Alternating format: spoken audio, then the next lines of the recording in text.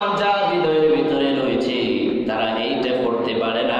এটা করতে পেরেছে শুধুমাত্র নাস্তিক মোরতাদদের ষড়যন্ত্র, ঠিক না বেঠিক? আমার ভাইয়েরা, ওই নাস্তিক মোরতাদরা সেখান থেকে বুঝতে পেরেছে এক শ্রেণীর আলেমদেরকে ফাঁসির কাস্টে ঝুলাইয়া দিলে আরেক শ্রেণীর আলেমরা কোনো প্রতিবাদ করে না। এক শ্রেণীর আলেমদেরকে মামলা দিয়া কারাগারে পড়ে রাখলেও আরেক শ্রেণীর আলেমরা প্রতিবাদ করে না।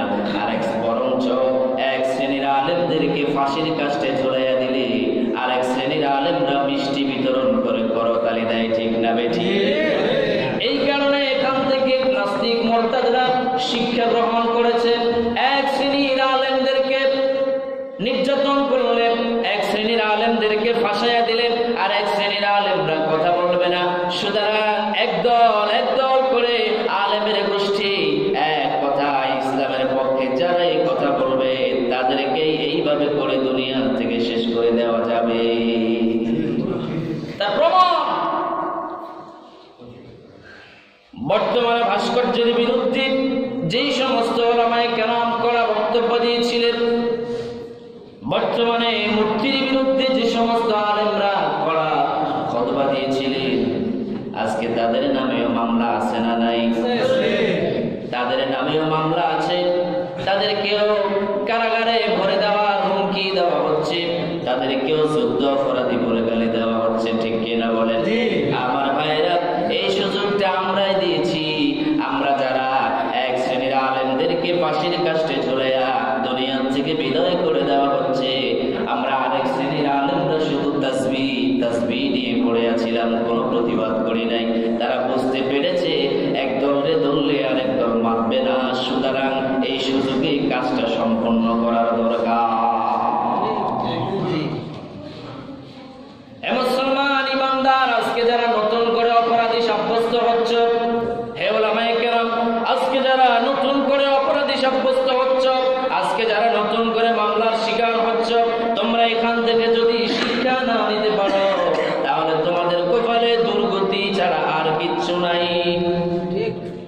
এখনো সময় আছে ভেদাভেদ বলে গিয়া এক কাতারে শামিল হও।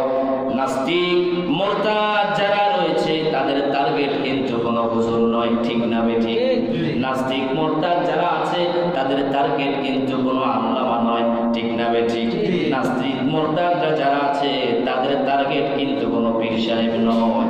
আপনি যে পীর সাহেব সারা জীবন 40 বছর 50 বছর শুধু তাসবিহ সুন্নতের ওয়াজ করে গিয়েছে, ওই পীর সাহেবের বিরুদ্ধে নাস্তিকদের কোনো কথা নাই, কোনো ফতোয়া নাই, কোনো পদক্ষেপ নাই। যেই মাত্র ওই পীর সাহেব হকের পক্ষে স্লোগান দিয়েছে, হকের পক্ষে আওয়াজ তুলেছে, ওই মুহূর্তের ভিতরে ওই পীর সাহেব যুদ্ধ অপরাধী হয়ে গেছে। তাহলে বুঝতে হবে তাদের শত্রু কোনো আলেম নয়, তাদের শত্রু কোনো দল নয়, তাদের শত্রু হচ্ছে ইসলাম, ঠিক কি না? তাদের শত্রু কোনো আলেম নয়, কোনো ব্যক্তি নয়, তাদের শত্রু হলো কোরআন। তাদের ফায়দারা হলো জমিন থেকে কোরআন উঠাই দিতে হবে, জমিন থেকে ইসলাম উঠাই দিতে হবে। জমিন থেকে কোরআন, জমিন থেকে ইসলাম যদি বিতাড়িত হয়ে যায়, আমরা অহরহ জেনা করতে পারবো, অহরহ মদ খাইতে পারবো, ঠিক না বেঠিক?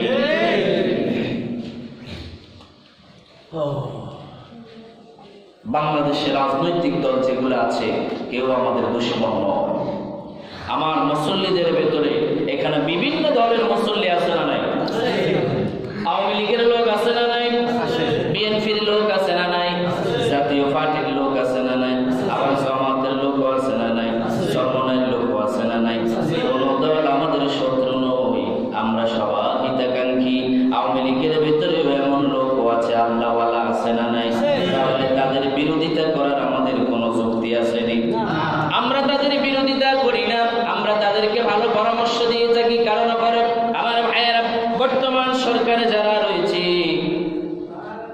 এই বর্তমান সরকার যারা পরিচালনা করতেছে, তাদেরকে কিছু নাস্তিক তাদের ভিতরে ঢুকে গিয়া উল্টা পাল্টা বুঝাইয়া সুজাইয়া নাস্তিকরা এই সকল ষড়যন্ত্রকে বাস্তবায়ন করাচ্ছে, ঠিক না বেঠিক?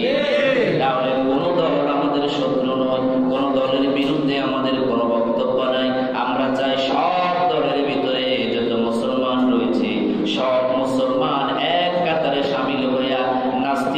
মুরতাদদের বিরুদ্ধে লড়াই কর।